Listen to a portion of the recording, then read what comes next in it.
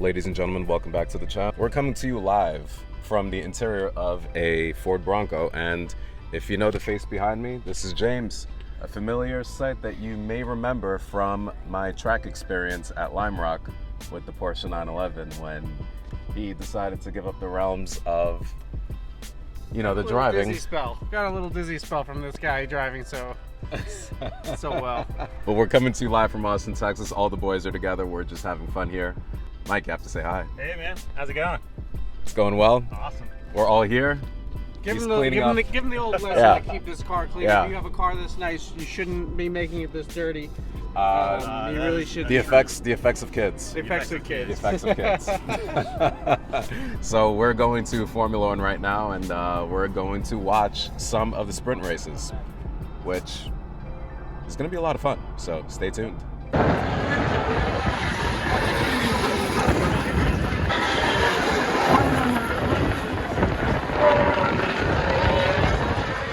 So ladies and gentlemen, this is the brand new Ford Bronco, and the top is down. It is one of the most attractive vehicles that you can buy that offers off-road capability and a huge presence on the roads, especially here in Austin, Texas. One of the most beautiful, imposing vehicles that you'll ever see that has such a wonderful color. It's got an off-road package that is called the Badlands package. Yes, this adds the 35-inch tires, the BF Goodrich all-terrain TA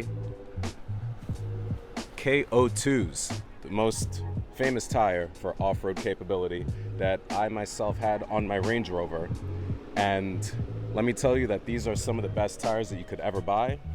And this car just has a presence like a Jeep Wrangler, except it looks a little bit more capable. And to be honest, I think it's actually better than the Jeep Wrangler. And I know the Jeep fans are going to attack me on this one, but you know, this is my opinion and it's okay. And yeah, just look at this interior. You have a huge Apple CarPlay. You have the automatic transmission. Beautiful buttons, because buttons go a long way in terms of... What? You have a GoPro? That's going on. What's going on?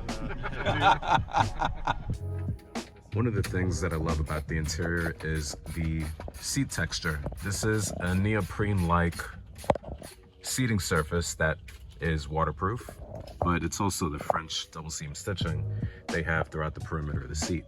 Just a beautiful seat overall, beautiful construction, and it's very comfortable. When we go into the center console, we have a lot of buttons, like real, actual buttons, like rotating buttons. Everything has a good resistance to it. Some of the key touch points with the radio and the climate control, everything is fairly easy to operate. The buttons are significantly big because if you're wearing gloves, you're able to push each of the buttons with ease, and especially the buttons up here. There's a nice resistance to them with the locking differentials, the traction control, the hazard button, as well as an off-road mode that I'm not entirely sure how to use, because here in Texas you're probably not going to use it in the city limits, but as soon as you get to the countryside, you may want to operate this. Then we have fairly big door handles. It feels very solid all the way around. Map door pockets, and of course for safety you have airbags all around the car. Once we got the car driving on the road, it was fairly easy to operate and it kept up with modern traffic. It was great. One of the challenges of ownership when dealing with a Ford Bronco is the application of the roof structure. It's not like any other car where you have an electric operation with a button. You hit the button and all of a sudden the roof just falls into place. This is a much more involved experience in the sense that basically you have to do it by hand. Here are some of the attachment points that you have for the roof structure. You even have some of the welding across the top, as well as some of the other latch points.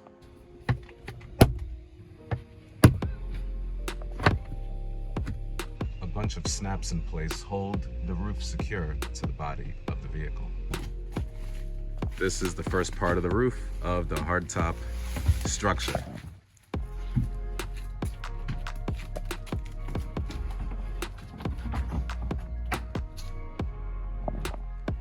I should probably help.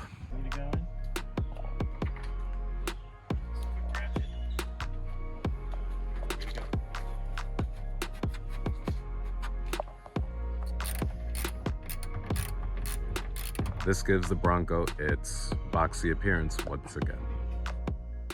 So the Bronco isn't simply about its appearance and its boxy structure.